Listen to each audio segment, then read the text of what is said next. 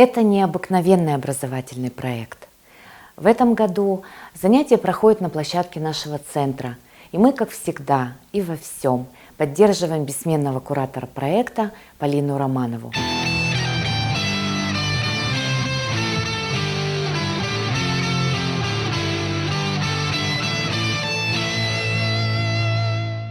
От школы я жду нового опыта, интересных знакомств, новых впечатлений, новых знакомств. Я думаю, это интересно, ведь это же межэтническая журналистика. Я пришла, потому что мне понравилась формулировка, я ее слышала впервые, и мне бы хотелось узнать побольше об этой теме. Именно межэтническая журналистика является фундаментом для моей какой-то антропологической дальнейшей исследовательской деятельности.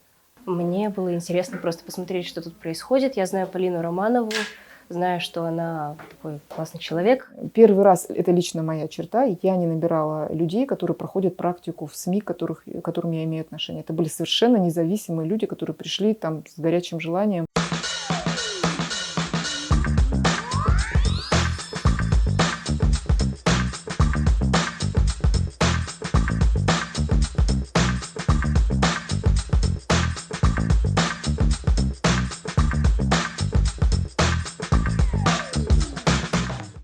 Анитарова, Амгем Пернан, Манил, Настя.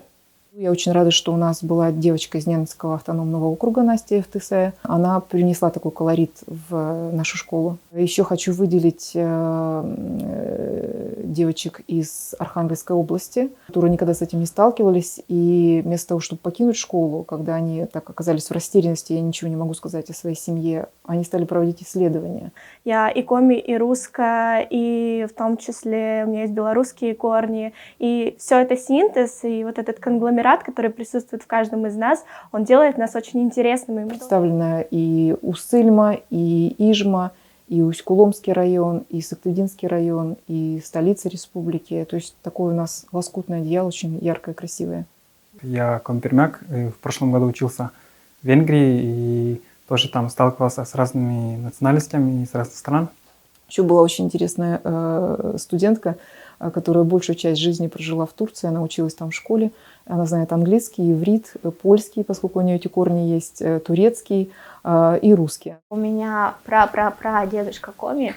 Вот. И у меня мама говорит на коми языке, ее семьи говорят на коми языке. Ковидный год сделал так, что мы занимались очень динамично, потому что вместо зимы мы сейчас осенью занимаемся вместо 4 2 месяца. Мы все занимались в масках, мы занимались на расстоянии друг от друга, у нас мы измеряли температуру.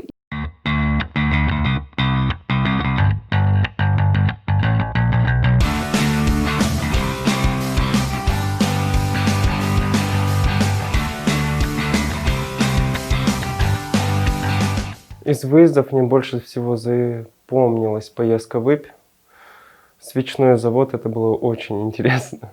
Когда мы ездили в Иб, мне было очень интересно поближе познакомиться с иностранцами из Египта, из Алжира. Для меня, наверное, прежде всего открытием стало общение между студентами, которые были в этой школе разных народов, разных национальностей, приехали из разных городов. Ребятам я рассказала все, о чем смогла.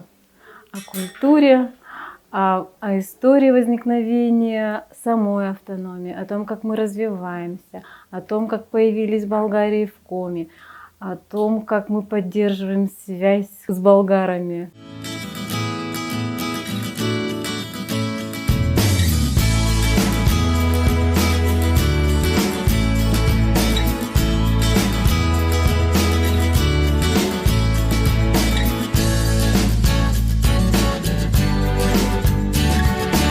Школа межэтнической журналистики – это в первую очередь опыт, который, я считаю, должны получить, если не все, то большинство студентов, независимо, журналисты они или нет. Уважение других народов, других наций – это очень важно в наше время.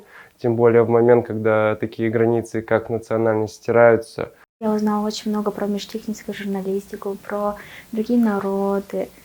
И я вот счастлива, что научилась про них писать. Нужно нам, автономиям, национально-культурным автономиям, держать связь с журналистами, которые немного подготовлены именно к нашей тематике, к нашей специфике. Это важно, это нужно.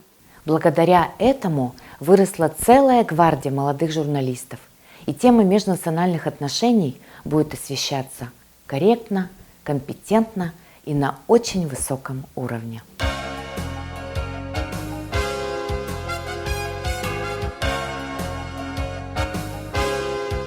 Я желаю ребятам быть такими же неравнодушными, продолжать исследовать себя, исследовать окружающий мир, свою республику, свою страну. И я очень желаю себе встретиться с ними как с коллегами в будущем.